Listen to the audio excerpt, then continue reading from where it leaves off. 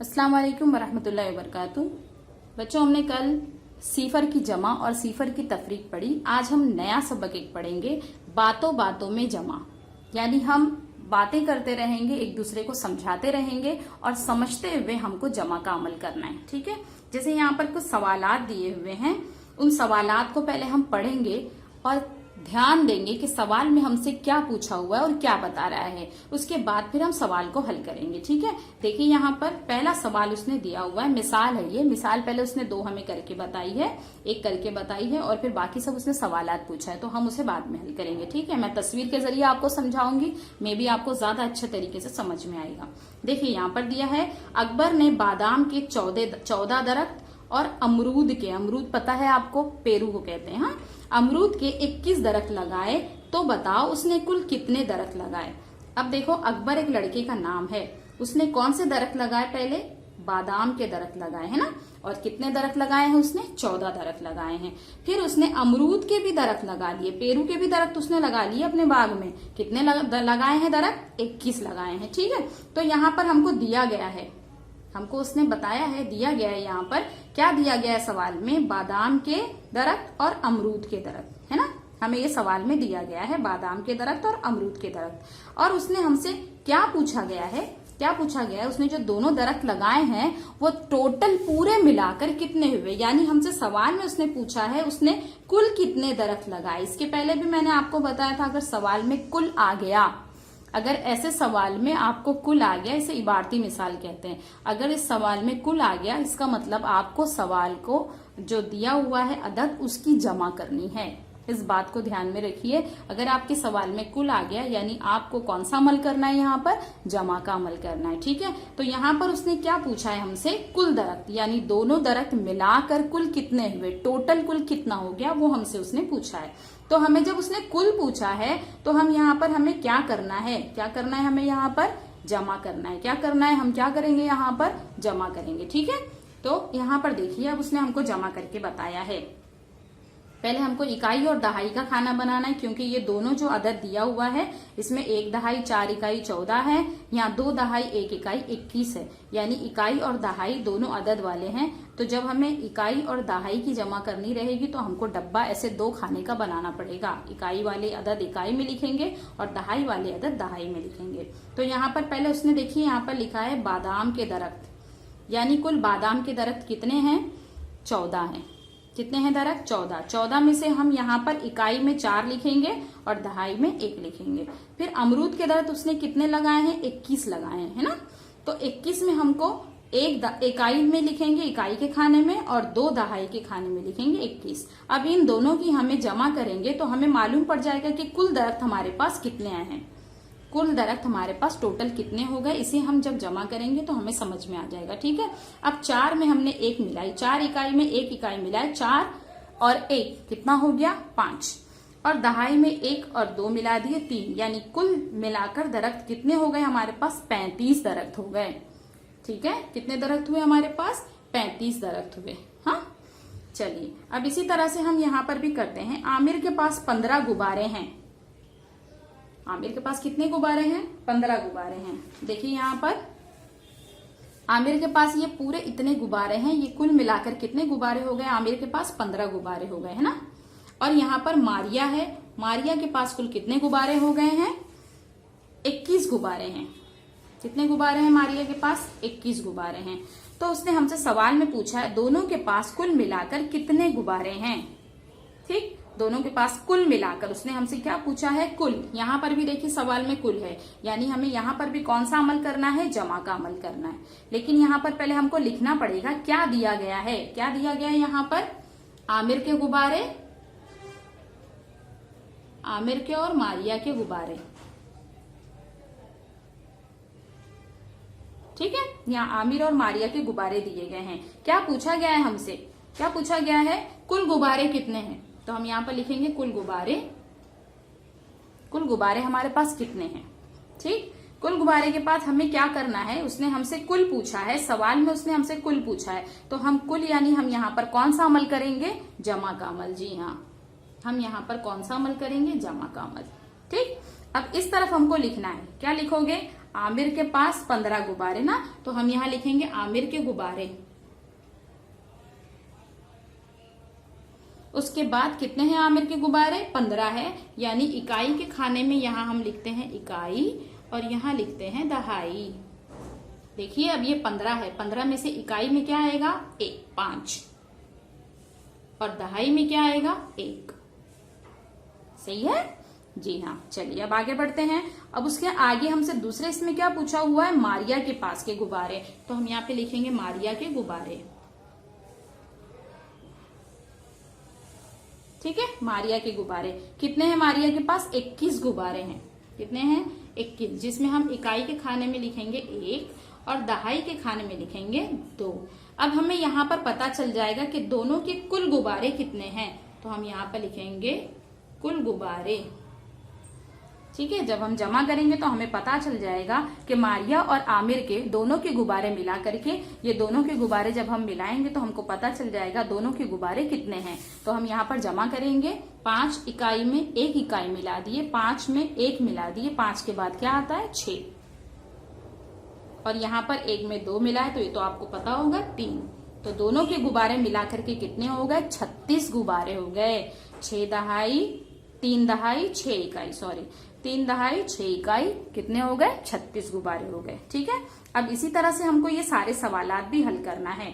यहाँ पहले मैं आपको समझा दूं, भाई के पास 15 रुपए थे। कितने रुपए थे भाई के पास? 15 रुपए। देखिए यहाँ पर एक 10 का नोट है, एक 5 का नोट है ना। हम इधर पर ऐसे दायरा बना के उसने दिया है, लेकिन हम इसको नंबर डाल देंगे ताकि हमको आसानी हो जाए सवालात हल करने में। हाँ, ये पहला सवाल, दूसरा, तीसरा, चौथा, 5वां। ठीक है, तो हम यहाँ पर पहले पहला सवाल करते हैं। भाई के पास 15 रुपए थे। कितने रुपए थे भाई के पास? 15 रुपए। 10 का एक नोट था, एक 5 का था, ये हमारे भाई के पास पैसे थे। ठीक है, खाला जान ने उसे 20 रुपए और दिए। अब खाला जान आ गई, और आ गई तो उन्होंने भाईजान को और 20 रुपए दे दी, यानी 10-10 के 2 नोट भाईजान के पास और आ गए। ठीक है, तो बताओ अब भाई के पास कितने रुपए हो गए? ठीक है, अब भाई के पास कितने रुपए हो गए? पहले से 15 रुपए थे, बाद में खाला ने और रुपए दे दिए, तो हम इन दोनों रुपयों की क्या करेंगे? जमा कर देंगे। तो भाई के पास कितने रुपए हुए ये हमको पता चल जाएगा। ठीक है, तो हम जमा करने के लिए पहले किस चीज का इस्तेमाल करेंगे? हमको फिर से वैसे ही डब्बा बनाना है जिस तरह से डब्बा बनाया गया था इसके पहले सवाल में, फिर उसके बाद हम उसे हल करेंगे। ठीक है, चलिए यहाँ पर हमको पहले लिखना पड़ेगा क्या पूछा गया है हमसे। यहाँ पर हमको लिखना पड़ेगा, हम क्या लिखेंगे?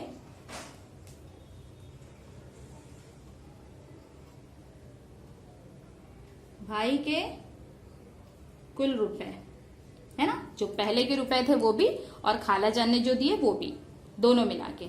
फिर हमें उसने पूछा है कि उनके पास कितने रुपए हैं, तो उनके पास कितने रुपए हैं। अब यहाँ पर कुल तो नहीं आया, तो आप पूछोगे टीचर आपने तो कुल में जमा करने के लिए कहा था, लेकिन यहाँ पर उसने दोनों हमसे पूछा हुआ है, पहले का भी पैसे के बारे में पूछा है और बाद के पैसे के बारे में भी पूछा है। तो हम दोनों पैसे को आपस में मिला देंगे, जब तो हमें मालूम पड़ेगा ना कि कितने पैसे हुए, कितने रुपए हुए। ठीक है, तो हम यहाँ पर लिखेंगे कितने रुपए हुए। तो यहाँ पर भी हमें कौन सा अमल करना है? जी हाँ, जमा का अमल करना है। ठीक, अब जमा का अमल करना है तो हम यहाँ पर फिर लिखेंगे, उसके सामने हमको लिखना है पहले इकाई और दहाई का हमें खाना बनाना है। इस तरह से हम खाना बनाएंगे, इकाई और दहाई खा। अब यहाँ पर हमको पहले लिखना है कि भाई के पास रुपए थे, है ना, पहले रुपए थे, भाई के रुपए, भाई के रुपए कितने रुपए थे भाई के?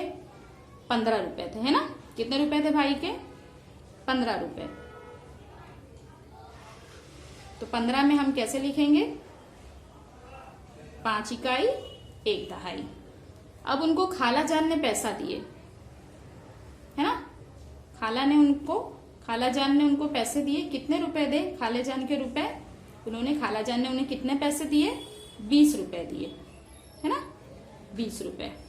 अब हमको ये दोनों को मिला करके उनको बताना है कितना हुआ, तो हम इसके बीच में लगाएंगे जमा का निशान और फिर उसके बाद हम इसको हल करेंगे। हमें इसको हल करना है तो हमें पता चल जाएगा कि इनके पास कितने रुपए थे। कुल रुपए हमको भाईजान के पता चल जाएंगे। ठीक है, इकाई के खाने में 5 और सिफर, देखिए अभी हमने इसके पहले सिफर की जमा की थी। सिफर में जब हम जमा करेंगे तो हमारा जवाब क्या आएगा, सेम वही जवाब आएगा, जो अदद हमको दिया गया है वही जवाब उसका आएगा। 5 में हमने सिफर को मिलाया यानी हमारा जवाब आ गया 5, और 1 में हमने 2 को मिलाया यानी हमारा जवाब आ गया 3। अब 3 दहाई 5 इकाई यानी भाईजान के पास हमारे कितना पैसा था, क्या पैसा हो गया मिलाकर 35 रुपए हो गए। कितना रुपए हो गए, 35 रुपए। ये हमारा पहला सवाल है। ठीक, इसी तरह से मैं आपको एक और करके बताती हूँ। ये दूसरा वाला आप करेंगे, मैं तीसरा करती हूँ, फिर चौथा करती हूँ, दूसरा भी आप करेंगे, तीसरा भी आप करेंगे, मैं चौथा करती हूँ, फिर आप 5वां करेंगे। ठीक है, 3 आपका होमवर्क है। चलिए यहाँ पर, लेकिन मैं पहले आपको समझा दूंगी, सारे समझाते हुए चलूंगी। देखिए यहाँ पर, चलिए हम फिर आगे दूसरा सवाल हल करते हैं। अलमारी में 24 किताबें थीं, इसमें 12 किताबें और रखी गईं, तो बताओ अलमारी में कुल कितनी किताबें हुई। अब हमने अलमारी में यानी कबाड़ में पहले से किताबें रखी हुई थी 24, बाद में फिर उसमें 12 और रख दी गई। अब हमसे सवाल में पूछा गया कुल कितनी किताबें हैं, यानी हम दोनों को मिला देंगे। यानी हमने कौन सा अमल करना है इसमें हमको जमा करना है, यानी 24 में हमको 12 मिलाना है और हमारा जो जवाब आएगा आपको हल करके लिखना है। इस तरह से ही करना है। ठीक है, जिस तरह से मैंने अभी यहाँ पर किया है इसी तरह से आप भी करेंगे। ठीक, चलिए हम इसके बाद वाला देखते हैं। घर में 18 डब्बे थे, यानी जो अम्मी खाना वगैरह अनाज वगैरह रखने के लिए वो डब्बे वगैरह इस्तेमाल करती है ना, चावल दाल रखने के लिए या नमक वगैरह रखने, तेल वगैरह रखने के लिए। ठीक है, तो वैसे हमारे घर में कितने डब्बे थे, 18 डब्बे थे। हाँ, और अम्मा ने बाजार से 11 डब्बे और लाए, मतलब उनको ये डब्बे कम पड़ रहे थे 18, तो फिर उन्होंने बाजार जब गए तो उन्होंने नए और 11 डब्बे लेकर आ गए। तो बताओ अब घर में कुल कितने डब्बे हुए। तो यहाँ पर भी हमको कुल करना है, यानी हमारे पास पहले से 18 डब्बे थे, फिर अम्मी ने 11 डब्बे और ले आए, तो हमने फिर दोनों को भी कुल करना है। यानी हम दोनों को, हमको क्या करना है, दोनों को यहाँ पर भी जमा का अमल करना है, जमा करके हमको बताना है। तो आप इसको भी बॉक्स बनाकर जमा करोगे। ठीक है, अब यहाँ पर देखिए चौथा सवाल है, इसे मैं आपको हल करके बताऊंगी। साजिद के पास 24 अंडे हैं। साजिद के पास कितने अंडे हैं, ये अंडे वाली दुकान है। ठीक है, अंडे वाले हैं। तो साजिद के पास कितने हैं, 24 अंडे थे। सानिया के पास 32 अंडे हैं। देखिए यहाँ पर मैंने बनाया है, ये साजिद के अंडे हैं और ये सानिया के अंडे हैं। ठीक है, साजिद के पास 24 अंडे हैं और सानिया के पास 32 अंडे हैं। अब इन दोनों अंडे के बारे में उसने क्या पूछा है, बताओ दोनों के पास मिलाकर कुल कितने अंडे हैं। तो अब हमको क्या करना है, यहाँ पर भी हमको इन दोनों की जमा करके बताना है कि साजिद और सानिया दोनों के अंडे हम मिला दें, सारे अंडे, तो ये इतने सारे अंडे मिलकर के कुल कितने अंडे होंगे। ठीक है, तो यहाँ पर हम इसको हल करके देखेंगे। यहाँ पर हमको उसने क्या पूछा हुआ है, साजिद के पास, पहले यहाँ लिखेंगे हम डब्बा बना के इकाई और यहाँ लिखेंगे दहाई। ठीक, सबसे पहले हमको लिखना है साजिद के अंडे।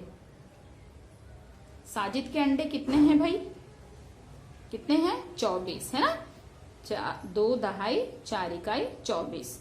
फिर इसके बाद हमें देखना है, यहाँ पर उसने हमसे पूछा है कितना है, सानिया के अंडे, है ना, सानिया के पास कुल कितने अंडे हैं। तो सानिया के अंडे कितने हुए, सानिया के कितने अंडे हैं हमारे पास, 32 अंडे।